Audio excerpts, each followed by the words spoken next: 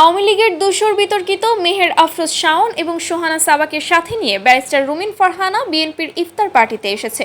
রুমিন Farhana TV talk শোতে বলেছিলেন, গত 16 বছর ভালো ছিলাম। রুমিন ফারহানা গত 16টি বছর দেশে বিদেশে ভালোই দিন কাটিয়েছে, এটা তার নিজের কথা। আওয়ামী লীগ খেসার রুমিন ফারহানা, ছাত্ররা বলছে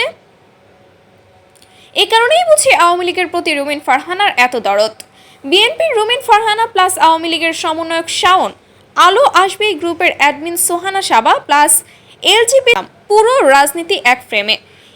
এই শাওন আর সোহানা সাবার বিরুদ্ধে গোয়েন্দা রিপোর্ট ছিল যে কলকাতায় আওয়ামী লীগ তাদেরকে সুবা এবং শাওনকে বাংলাদেশকে অস্থিতিশীল করার সমন্বয়কদের দায়িত্ব দিয়েছে।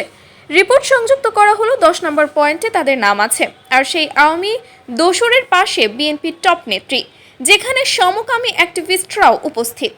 একজন ছাত্র বলেন, স্বৈরাচার এবং খুনিদের চিহ্নিত দোসর রাষ্ট্রদ্রোহিতার অভিযোগে সম্প্রতি গ্রেফতার হওয়াদের সাথে বিএনপির আন্তর্জাতিক বিষয়ক সম্পাদক ব্যারিস্টার রুমিন ফারহানার এই হাস্যোজ্জ্বল ছবি আমাদেরকে কষ্ট দেয়।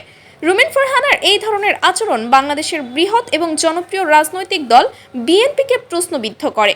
জুলাই আগস্ট ছাত্র আন্দোলনের সময় আওয়ামী লীগের পক্ষে এবং ছাত্রদের বিপক্ষে ছিল শাওন এবং সোহানা সাবা। আলো আসবে ছিল এই দুই তথাকথিত নায়িকাও ছিল সেখানে।